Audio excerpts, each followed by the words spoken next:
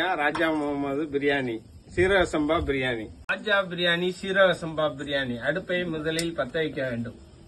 இப்படி பிரியாணிக்கு இந்த அளவு சட்டியை எடுத்து அடுப்பில் வச்சுக்கோங்க. 1 லிட்டர் எண்ணெய் ஊத்துங்க. சட்டியில எண்ணெய் காய்ஞ்ச உடனே நெய் கொஞ்சோண்டு ஊத்தி தம்மு உடைக்கையில ஊத்திக்கிறோம். அடுத்து வெங்காயம் நர அரைச்சு எண்ணெய் நல்லா காஞ்சிருச்சு. அடுத்த ஐட்டத்தை போடுறோம். பாருங்க, இந்த அளவுக்கு வரணும். லைட்டா ஒரு கலையை கலந்துட வேண்டியது. கலக்கிக்கிற வேண்டியது. பாருங்க மக்களே, வெங்காயத்தை போட்டோன்னா அப்படியே பொன்னிறமா வறுத்துடணும். வறுத்தோன்னா மதுரைக்கு மல்லி தான் ஃபேமஸ் நினைக்காதீங்க, புதினா மல்லியும் ஃபேமஸ். அடுத்த ஐட்டம் புதினா மல்லி போடுறோம். நல்லா பொடிசா வெட்டிக்கிறோம். பிரியாணில கடக்குறதே தெரியக்கூடாது. பாருங்க, புதினா மல்லி வெங்காயம் பொன்னிறமாக வதங்கட்டும். இந்த புதினா வெங்காயம் நல்லா இந்த அளவுக்கு எண்ணெய் கக்குனதுக்கு அப்புறம் அடுத்து தக்காளியை போடவும். கொஞ்சம் கஷ்டப்பட்டாத சுவையான பிரியாணி சாப்பிடலாம். பாத்துக்கங்க, விறகுலயே ஆக்குங்க. ரொம்ப அருமையான டேஸ்ட் ஆகும்.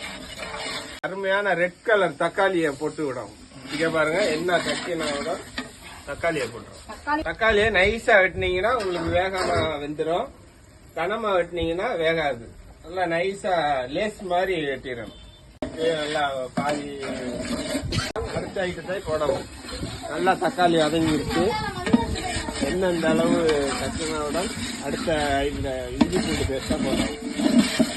பாருங்க, இஞ்சி பூண்டு பேஸ்ட். இஞ்சி 300, பூண்டு 300 அடுத்து போடுங்க. பாருங்க, கட்டி நல்லா கலக்கி கிண்டிடுங்க.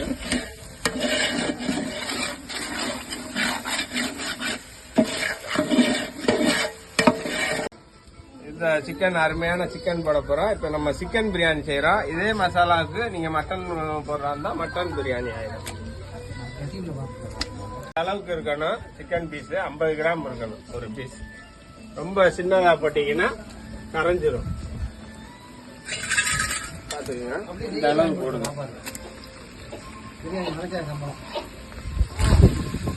அடுத்த ஐட்டம் உப்பு, காஷ்மீர் சில்லி மிளகா, தனி மிளகா பொடி. இதே போட்டுரும். சிக்கன் போட்டாலும் அதுல போட்டு 10 கிராம் ஏலக்காய் பாதி போட்டுக்குங்க. இப்போதைக்கு தண்ணி ஊத்தையில பாதி போட்டுக்கலாம். நல்லா சிக்கன் உடையாத அளவுக்கு இப்படி கிண்டிடுங்க. லைட்டா இஞ்சி பூண்டு பேஸ்ட் போட்டது இந்த அடி பிடிச்சிருக்கும் லேசா. அடுத்த ஐட்டம் தயிர் ஊத்திக்கோங்க. அப்பதான் அடி பிடிக்காது. 1 லிட்டர் தயிர் ஆட் பண்ணிக்கோங்க.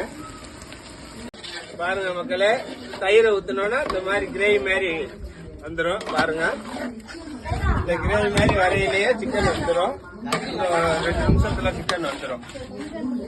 பாருங்க, இந்த மாதிரி கிரேவி மாதிரி வந்துடும். தூக்கி காட்டி 3 படி அரிசிக்கு 4 படி தண்ணி ஊற்றணும். தண்ணி வந்தவுடன் தண்ணியை ஊற்றிடணும். தண்ணி கொதிக்க பார்க்கணும். எல்லா ஐட்டமும் போட்டாச்சு. 10 கிராம்லாம் நல்லா அரைச்சிடணும். வெங்காயத்தையும் நர அரைச்சிடணும். கொத்தமல்லி புதினாவும் பொடிசா வெட்டணும். அப்பதான் பிரியாணில நம்ம எடுத்து போட்டு சாப்பிட்ற மாதிரி இருக்காது. அப்படி பிரியாணியை போட்டாலும் எடுத்து சாப்பிட்ற மாதிரி இருக்கணும். அல்வா எப்படி சாப்பிடுவோம், திருநெல்வேலி அல்வா, அது மாதிரி சாப்பிடலாம். தண்ணி கொதிக்க போகிறது. தண்ணி கொதி வந்தவுடன் அரிசி ஒன்னும் கொதி வரல, கொதி வரப்போகுது. தண்ணி எல்லாம் கொதிக்க போகுது. இந்த மாதிரி ரைஸை போட்டுரும். கொதி வந்தாலும் ரைஸை போடுறோம். அரிசியை போட்டுற வேண்டியது போட்டு அப்படியே பாருங்க மக்களே, எல்லா ஐட்டமும் போட்டாச்சு.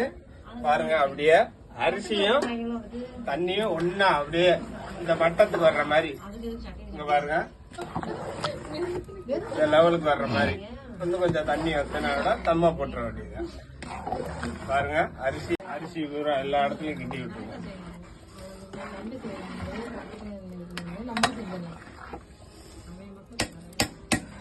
தண்ணி நல்லா மட்டத்துக்கு, அரிசி மட்டத்துக்கு வந்தாலும் தூக்குங்க.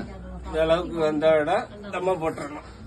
இறக்கி வச்சுட்டு அல்ஹம்துலில்லாஹ் எல்லா ஐட்டம் முடிஞ்சு பிரியாணியை போட்டாச்சு. இப்ப தம் போட போறோம். அருமையான பிரியாணி. தம் போட்டதுக்கு அப்புறம் உங்களுக்கு காமிக்கிறேன். இந்த தம்ம போட்டுற வேண்டியதுதான். ஒரு அரை மணி நேரம்